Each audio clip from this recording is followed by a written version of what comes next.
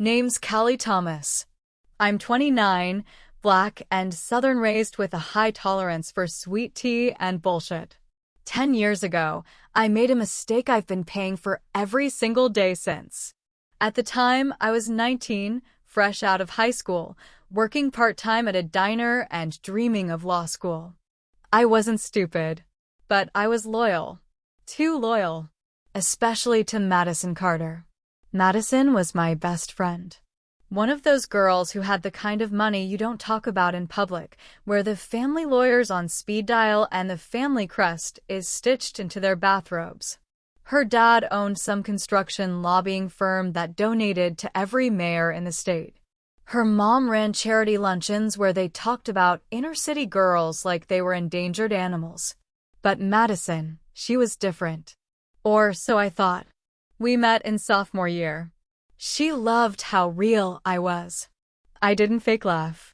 I didn't cry when I chipped a nail. She said I kept her grounded. Looking back, what she meant was I made her feel better about herself. Like petting a rescue dog in designer heels. The night it happened, I got a call around 2 a.m. Her voice was tight. Callie. I hit something. Not someone. Something.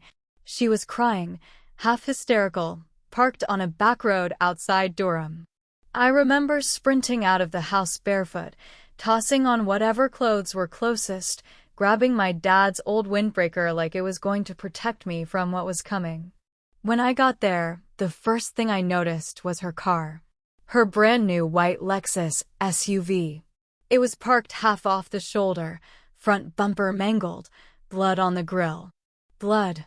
She was curled up on the curb, barefoot, mascara smeared like she was auditioning for a Lana Del Rey breakdown. I didn't see him, she kept saying. I thought he was a deer. His name was Isaiah Moore. He was 44. A father. He had a limp from an old warehouse injury. I'd seen him before. He collected cans around town, pushing a shopping cart full of scrap. He died before the ambulance arrived. I wanted to call the police. I said we had to. She grabbed my wrist like she was drowning. If I get arrested, my dad will disown me. I'll lose my scholarship. My life will be over, Callie. And then she said the thing that seared into my brain more than anything else. You're better at handling pressure than me. That was how she sold it. Like I was the strong one.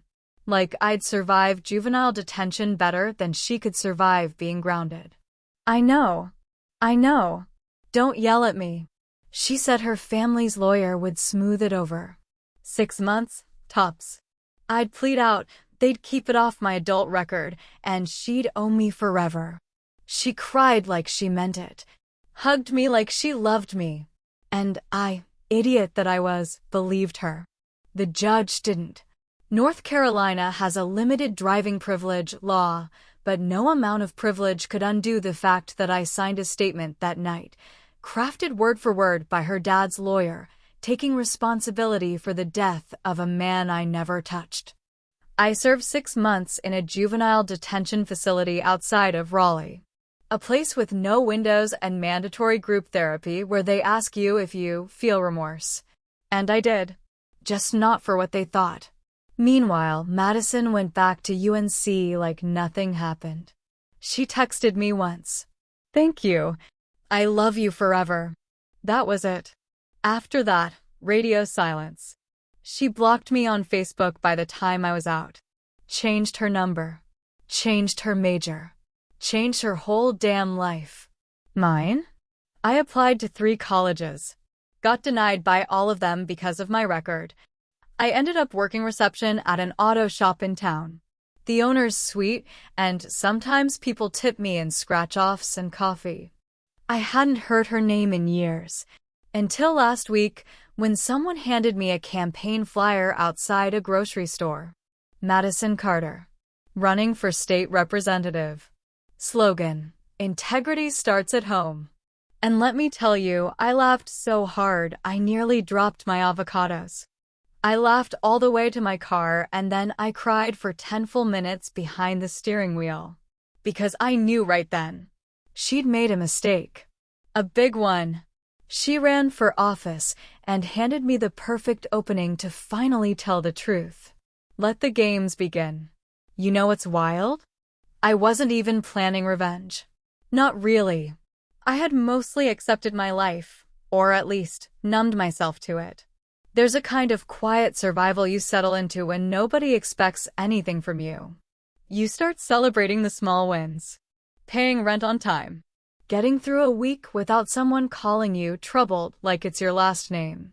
So when I saw Madison's face on that flyer, all polished and pressed in this powder blue blazer, like she invented compassion, my first thought wasn't revenge. It was damn. She really got away with it. Until I flipped it over and saw she was running on a criminal justice reform platform. Criminal justice reform. My jaw actually clicked from how hard I clenched it. The slogan? I believe in second chances. And that's when the gears started turning. If Madison Carter wanted to use her spotless, scrubbed white record to play savior for the broken and forgotten, maybe it was time someone reminded her that her clean slate came at someone else's expense. Mine. I didn't want to go nuclear. Not yet. You don't drop a bomb until you know exactly where to aim it. So I started with something quieter, research. First stop, her campaign website. Whoever built it did a good job, sleek, minimal, filled with just enough vague language to sound inspiring but say absolutely nothing. I scrolled until I hit the volunteer form. They were looking for help, canvassing, digital outreach, social media interns. No background checks. No vetting. I clicked apply, but not as Kelly Thomas. That would be stupid. Instead, I became Naomi Bledsoe, a made-up name I'd used years ago when I was trying to ghost a terrible ex who kept showing up at my job. I built her from scratch. Gmail, LinkedIn, even an Instagram account with enough posts to look real. Marketing background. Passionate about local elections. Always smiling in cafes with cappuccinos and MacBooks. I knew how to make someone look hireable. I'd been passed over enough times to know what companies really look for: safe, clean, white-sounding, overachieving, but humble. Naomi was everything Kelly couldn't afford to be. Within 48 hours, I got an email from her campaign coordinator. We'd love to bring you on board. Can you come in for a quick meet and greet? I said yes. The office was in a co-working space downtown. Open floor plan. Exposed brick. Lots of tiny succulents on windowsills. And there she was. Madison. 10 years older, a little blonder, the kind of smile that belongs on a magazine cover next to the words young visionary. When she looked at me, there wasn't even a flicker of recognition. Naomi. So glad to have you, she said, grabbing my hand with both of hers like we were already best friends. We're building something big here. I smiled, polite, deferential. I'm excited to be part of it. She turned to grab a folder off the table, and I had a split-second view of the back of her neck. The same small mole I used to joke was shaped like Florida. I remember brushing her hair out of the way before high school dances, and she didn't even remember my face. She couldn't. Not when she'd buried me like a bone in her perfect backyard. I walked out of that meeting with a volunteer schedule, a stack of door hangers, and full access to their internal Slack. I went home, poured a glass of wine, and opened a new notebook. Across the top of the first page, I wrote, "How to destroy a political campaign." And then, beneath it, Step 1, become indispensable. Step 2, collect everything. Step 3, wait. She wanted to be the voice of second chances? Good, because I was about to take mine. I'm not gonna lie, part of me was terrified I'd slip. Say something too familiar. Laugh the wrong way. Look at her too long and crack the mask. But the thing is, Madison never really saw me, even when we were best friends. I was her audience, not her mirror. And Naomi? Naomi Bledsoe was the kind of person she wanted to see. I learned early that blending in is about detail. So I picked a tote bag that screamed Trader Joe's and TED Talks. Wore glasses with a barely there prescription. Always kept a kind bar in my bag like I was juggling 12 deadlines and a spin class. I talked in that soft, upward tilting tone people use when they're trying to sound collaborative instead of threatening. Madison ate it up. "You just get our mission," she said one afternoon, after I handed her a mock-up for a neighborhood outreach flyer I made in Canva. "Seriously, Naomi, I feel like you see me." I smiled and told her she was a breath of fresh air in politics. What I didn't say was that her breath smelled like $6 kombucha and lies. The campaign team was small. Underpaid 20-somethings trying to build resumes. Idealistic interns, political science majors, a few burnt-out consultants who liked to humble brag about their time on congressional races. Madison strutted around like a queen bee with an army of worker ants buzzing at her heels. She'd swan in late, iced matcha in hand, throw out phrases like voter engagement and narrative control, then vanish to take a call with donors, which I later realized meant FaceTiming her fiancé to complain about her staff. It didn't take long to find the rot. First, there was the intern she humiliated in front of everyone because he printed the wrong logo on a batch of mailers. "Do you want to sabotage us, Daniel? Because this is what sabotage looks like." The poor kid looked like he wanted to crawl under the recycling bin. Then there were the budget inconsistencies. Little things, receipts that didn't add up, payments labeled consulting that went to her cousin's boyfriend's startup. A few clicks into public record databases confirmed it. She was laundering campaign funds through shell companies. I started keeping a spreadsheet. Password protected. Multiple backups. I logged everything, emails, Slack messages, voice memos when she went on one of her rants. I took photos of receipts when no one was looking. At night, I'd sit on my couch, sipping gas station wine, sorting through the data like I was building a court case. Because in a way, I was. And the best part? Madison still thought Naomi Bledsoe was her biggest supporter. "You're one of the few people I trust," she said one night, leaning on the edge of her desk like we were old friends. "You don't have that agenda, some people do." I fought the urge to laugh, or scream, or ask her how she slept at night. But I didn't. I just nodded and said, "That means a lot." Because the thing about masks? The longer you wear them, the more people start revealing their own faces. There's something exhilarating about holding someone's future in your hands and knowing they have no clue. It's not power in the Hollywood sense, no dramatic music or slow emo moments. It's quieter, colder, like standing in a room full of dry leaves with a lit match and deciding when to drop it. 3 weeks into volunteering, Madison gave me access to the internal strategy calendar. "Naomi, you're so organized," she gushed, like I was doing something divine by updating her Google Drive folders. "You should be on payroll." I smiled and said, "Oh, I'm just happy to help." Inside, I was already calculating how far I could take this before I'd need gloves. The digital calendar was a goldmine. Fundraisers, donor contacts, PR talking points, even a spreadsheet called media allies, journalists, and influencers she wanted to strategically engage, complete with notes like sensitive to emotional stories, or lean into family values. One tab even ranked reporters by how easy they were to flatter. It wasn't illegal. Not really. But it was slimy. And I knew from experience that slime's best exposed under fluorescent lights. I started cross-referencing names. That's when I stumbled on Derek S., her top donor, according to the files. I ran his LLC through the state's campaign finance database and saw a name that didn't belong: Joan Morales. A woman Madison once called toxic in front of half the office because she dared question a Facebook ad strategy. Joan had donated over $5,000 in her name to a PAC backing Madison. That wasn't just shady. That was illegal. Under North Carolina law, misrepresenting the source of a political contribution, especially if it's funneled to evade contribution limits, can be considered campaign finance fraud. I took screenshots. Dated. Archived. But I wasn't ready to drop the hammer yet. Not until I knew how deep the rot went.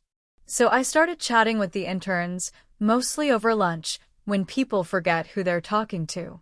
Madison seems super sharp, I'd say, while unwrapping my sandwich. And then the floodgates would open. She is, but sometimes she yells at people for no reason. She made Alicia cry. Like, sobbing in the bathroom crying. I heard she fired someone for being too negative just because they questioned a policy memo. One girl whispered, she told me to never mention Black Lives Matter on our social media, said it would make her look too radical. That one hit me in the gut. Madison used to quote Audre Lorde in high school, used to say she felt black in her soul. Now she was erasing anything that didn't pull well with her suburban base. She didn't stand for anything. She posed for it. But here's the thing no one teaches you about revenge. It's not a sprint. It's a slow bleed. So I started turning tiny screws.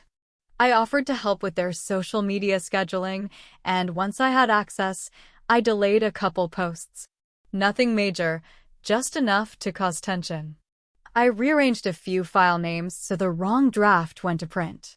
I whispered a few things to the right intern about how certain team members thought he was underperforming. Just enough to stir the pot. Madison began unraveling almost immediately. She called a staff meeting and tore into the team like a toddler throwing a tantrum in couture. Who keeps messing with the timelines? I don't want excuses, I want results. If we can't run a campaign, how the hell are we going to run a district? And all I did was sit there, legs crossed, typing quietly like a good little volunteer. After the meeting, she pulled me aside. Her voice dropped to a soft whisper. You're the only one I can really count on. I looked her dead in the eye. I won't let you down. What I didn't say, what I didn't have to say, was that I already had. And soon, I'd do much, much worse. The best part of the first strike is that no one sees it coming. It doesn't explode, it seeps. I waited until a Tuesday, when Madison was giving a live interview at a local college radio station. She was feeling herself that day, new blazer, fresh manicure, hair blown out to perfection. She even practiced her laugh in the mirror while fixing her lipstick. Not kidding. I watched her do it from the break room, sipping my coffee like I wasn't about to light a fuse under her seat. While she was out, I borrowed her laptop. She was logged in already.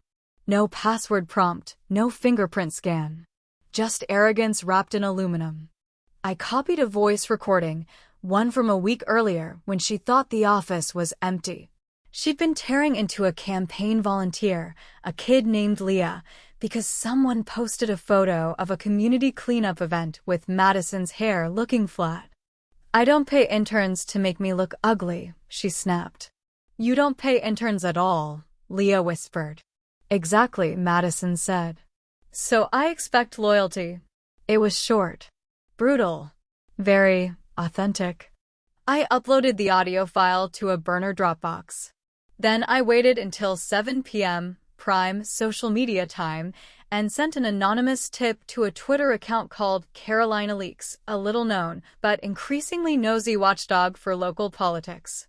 Subject line: The real Madison Carter. I didn't add commentary. Just the clip and a one-liner.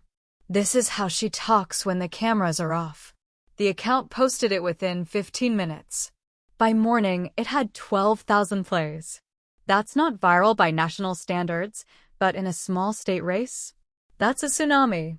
The reactions poured in. This woman wants to lead our communities?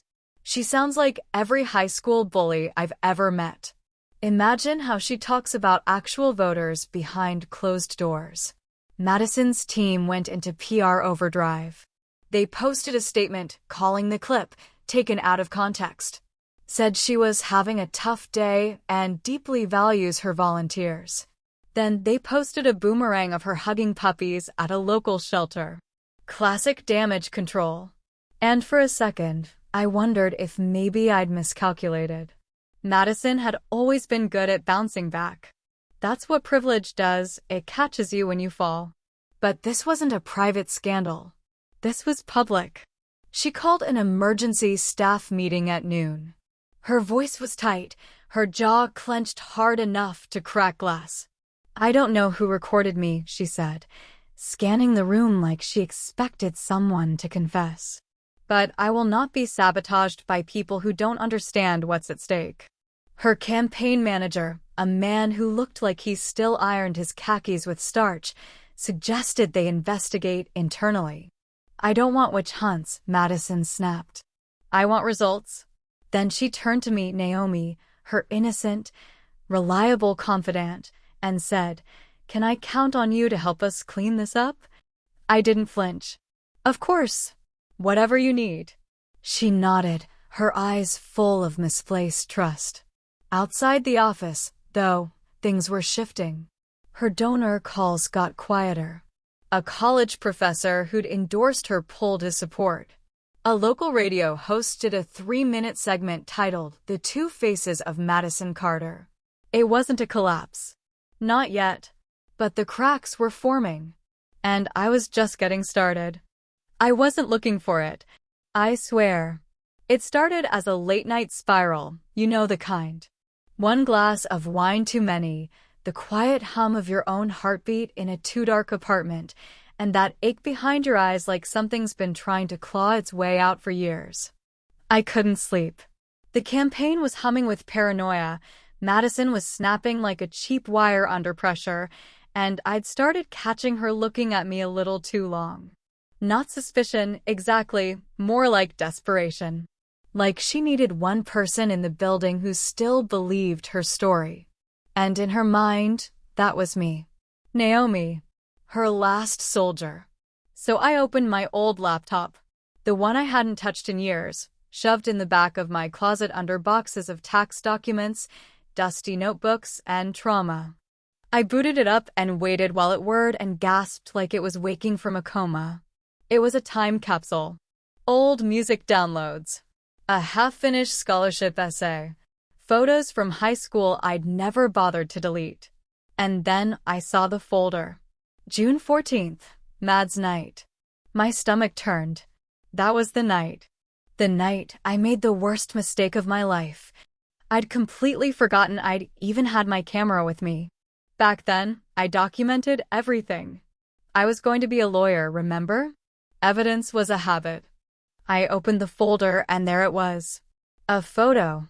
Blurry but damning. Madison. Standing outside her car on the side of the road. Headlights illuminating the street behind her.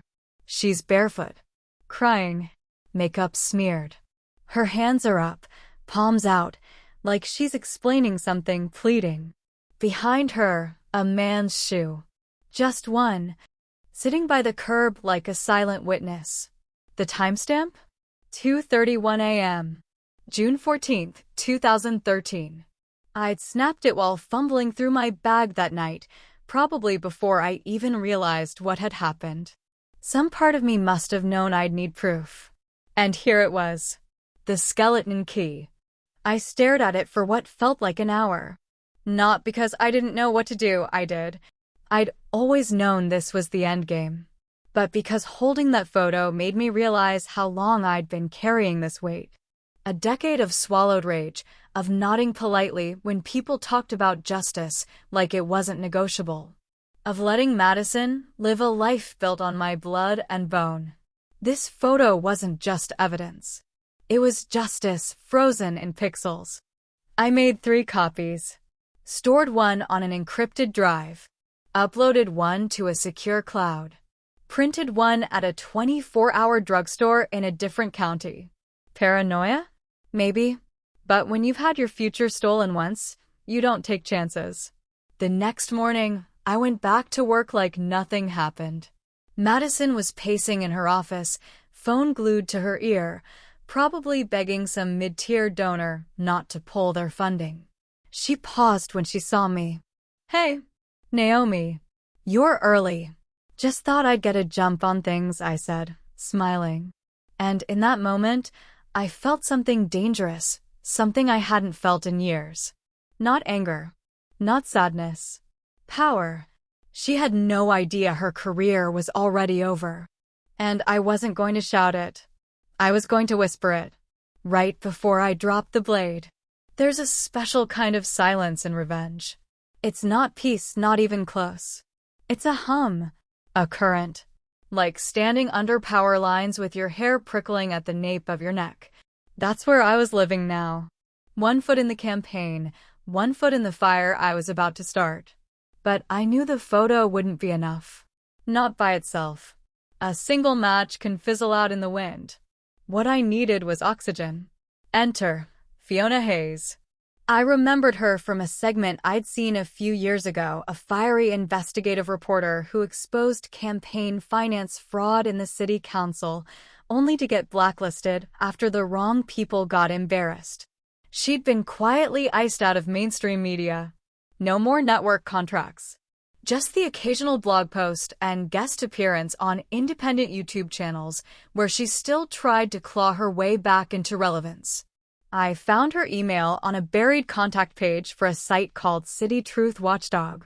The bio was bitter in all the right ways. Not here to kiss rings. Just here to expose liars. I sent her a burner email.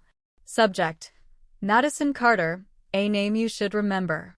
Body: I have photo evidence of a crime she covered up 10 years ago. She's running on a second chances platform she never earned. If you're serious about exposing fraud, we should talk. Call me not traceable, at, and a number. I'll answer once. I waited 5 hours. No response. Then my burner lit up with a call. Blocked number. Showtime. Naomi, she asked, voice gravelly from too many cigarettes and not enough forgiveness. No, I said. But you can call me that for now. I told her everything. I mean everything. The accident. The blood. The fake statement her family's lawyer made me sign. The juvenile sentence I served so Madison could keep her record and her future clean. You're telling me you took the fall for a hit and run that killed someone? She asked. Yes. And you have proof? I have a photo with a timestamp, and I have the original statement they made me sign. I also have campaign donor records that don't add up. The line went quiet for a beat. I've been waiting 5 years for something like this, she said. We met at a diner in the middle of nowhere. Neutral ground. I wore a hoodie and kept my head down. She wore aviators and drank her coffee black, even though it was 9 p.m. When I showed her the photo, her lips parted. Not in surprise, in satisfaction. You could bury her with this, she said. I don't want money, I told her. I don't want a lawsuit. I want her done. Publicly. I want the truth to rip her clean open. She nodded, already scribbling notes. I'll need a few weeks. We do this right, full context, timeline, your record, everything. We'll make it airtight. Drop it during her final debate. Right when people are watching. She looked up. You ready for the fallout? I didn't even blink. I lived the fallout. This is just the echo. That night, we made the plan. She'd prepped the exposé, full story, name redacted at first. Once the photo dropped, I'd confirm it publicly. Timing would be everything. I left the diner with greasy hair and shaking hands. But I also left with something else. A loaded gun aimed at Madison Carter's legacy. And for the first time since I stepped into that juvenile cell at 19, I knew exactly where to pull the trigger. The night of the debate felt like the air had changed texture. Thicker. Heavier. Like it knew what was coming. I wore black. Not for drama, for purpose. Black blends in. No one remembers the girl in the black turtleneck standing by the press check-in table. No one asks questions. And I had no interest in being seen. The venue was a local high school auditorium turned stage of political theater. It had flags, folding chairs, and coffee in giant silver thermoses no one really wanted. Local candidates were lined up like prom court, their name placards gleaming under stage lights. And then there was Madison. Front and center. A cream blazer. Pearl earrings. That polished politician smile she'd perfected over the past year. I knew it by heart. The way her chin dipped just slightly to show humility. The way she blinked slow when someone brought up tough issues. She looked serene. But her hands were clenched behind the podium. She knew the campaign had taken hits, the leaked audio, the donor questions, the drop in endorsements. And she was holding it together the way a champagne bottle does right before the cork explodes. Fiona texted me at 7:46 p.m. It's up. Headline: The Ghost in Madison Carter's Campaign Closet. Lead image. The photo. Caption: Taken the night of a fatal hit and run. Source: Anonymous. Call coming in 10. Watch her face.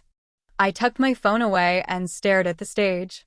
7 minutes later, one of the moderators, a thin man in round glasses and a too-tight suit, tilted his head and touched his earpiece. Then he looked up and blinked like he'd just been slapped. We're going to take a brief pause while we address a developing matter. Whispers rippled through the audience like wind through dry grass. Madison glanced toward her campaign manager, who was already bolting down the aisle toward the stage with a phone in one hand and his mouth pressed tight like he was trying not to scream. Someone handed her an iPad. She tapped it. Froze. Then her face cracked. That's the only word for it. Not shock. Not confusion. Recognition. She knew that photo. Knew the timestamp. Knew that shoe by the curb. I saw her mouth a single word to herself. No. But the rest of the room wasn't hers anymore. Because the article had gone live, not just on Fiona's site, but syndicated through half a dozen smaller news blogs Fiona still had favors with. The headline was blunt. The evidence was there. And more importantly, people were sharing it. Commenting. Demanding answers. A moderator cleared his throat. Ms. Carter, would you like to respond? She stepped away from the podium. The mic squealed. Her voice, once so controlled, trembled. This is a coordinated smear campaign. It's politically motivated and completely false. No one clapped. The opposing candidate, a bland, necklace man who had no real chance of winning until that very moment, said, "Well, I think voters will want transparency. If you're innocent, you should have no problem releasing your juvenile court records." I almost laughed. Juvenile court records can only be unsealed with a petition or the consent of the individual involved. And I had consented. In writing. 2 days earlier. Fiona had already submitted it. Madison? She no longer had control over the narrative. She looked around the room like it had betrayed her. And in a way it had. Because power only protects you as long as people believe you're the victim. And tonight? She wasn't. Madison's campaign didn't collapse overnight. It took 47 hours. That's the precise amount of time between the photo dropping and her stepping in front of a podium in front of 3 local news stations to announce she was suspending her candidacy for the foreseeable future. But let's rewind to those 47 hours, because that's where the real beauty lived. By midnight after the debate, the article had over 80,000 views. Fiona's site crashed twice. I know, because I sat up with a glass of bourbon, refreshing the page like it was Christmas morning. The reactions were immediate. Local Twitter lit up like a lightning storm. Journalists shared it with phrases like breaking, serious allegations, developing. Facebook moms who'd posted photos with Madison just weeks earlier were now frantically deleting them. The opposition party didn't even need to act. They just stood there and watched her drown in her own image. By 6 a.m., 2 major donors had pulled their support. A third issued a vague reevaluation statement, which is politician speak for, "You're radioactive now." By noon, her fiancé, yes, the finance bro turned philanthropy consultant, with an MBA and the emotional depth of a countertop, removed all their shared Instagram photos. Every last one. At 3:47 p.m., I got a message from a campaign intern I barely knew. "Are you okay?" Madison's melting down. Accusing everyone. Crying. Through a stapler. I didn't reply. Because by then, it wasn't about my satisfaction. It was about clarity. I went home and took out the envelope I'd kept in my closet for 10 years, the original forged statement her family's lawyer made me sign. The one that had me confessing to the hit and run.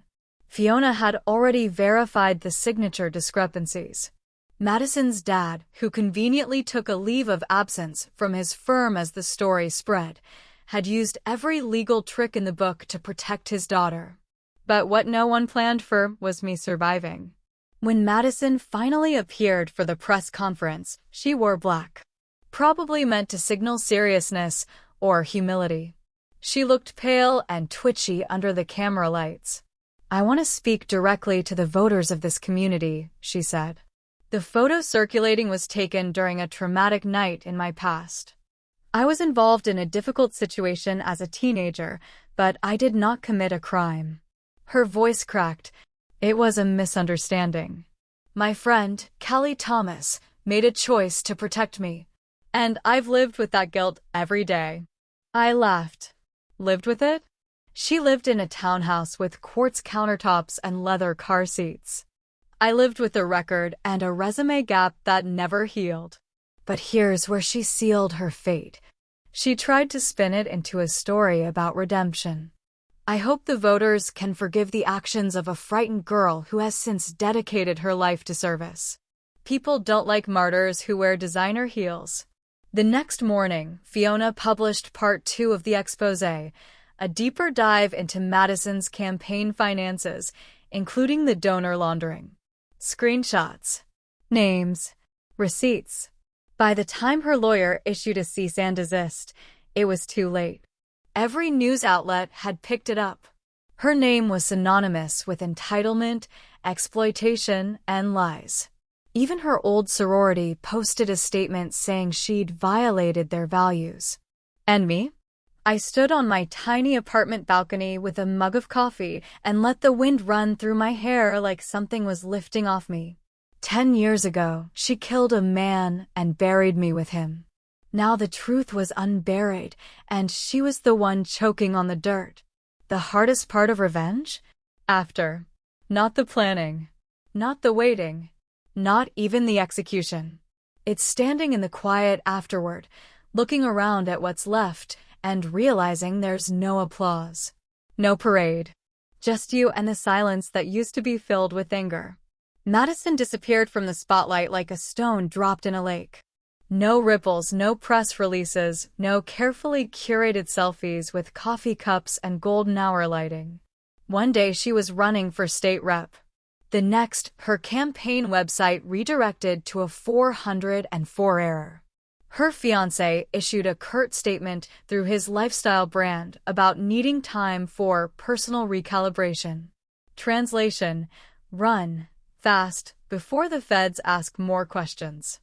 Her father's law firm quietly scrubbed her last name from their About Us page. They blamed ongoing transitions. A week after the fallout, I got an email from her. The subject line was one word: why? I didn't open it. What could she possibly say? That she was sorry? That she didn't mean it? That she cried herself to sleep while I sat through court-mandated therapy sessions for a crime I didn't commit? I don't need her words. Not anymore. Because for the first time since I was 19, I own mine. And I use them. Fiona's last installment included an op-ed from me. Not anonymous. Kelly Thomas. Name in bold. I told the story in my own voice, no embellishment, no blame games. Just the truth.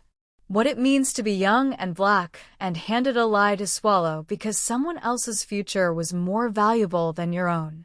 I ended it with one sentence. Redemption means nothing if it's built on someone else's ruin. The response was overwhelming. Emails from strangers who'd been coerced, threatened, erased.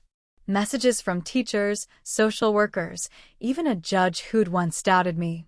And from Isaiah Moore's family, the man Madison killed, a note from his sister that just said, "I always knew something was wrong with how they handled it. Thank you for not letting him be forgotten." That one? That broke me. In the best way. A month later, I was offered a consulting job. Nothing flashy. Just a nonprofit in Charlotte that helps wrongfully convicted teens re-enter society. They said they needed someone who understood both sides of the system, someone who could speak without needing a script. I said yes. I moved. Got a new place. Bigger windows. Fewer ghosts. Madison? Last I heard, she was taking time to focus on healing. Translation: she's hiding in a house she didn't earn, painting herself the victim in a story she tried to write without permission. But me? I got my name back. I got my voice back. And most of all, I got my future back. People think revenge is about fire, about destruction. But mine was a restoration. I didn't burn her life down to make her suffer. I burned it down so I could finally see the sky again. And damn, it's beautiful.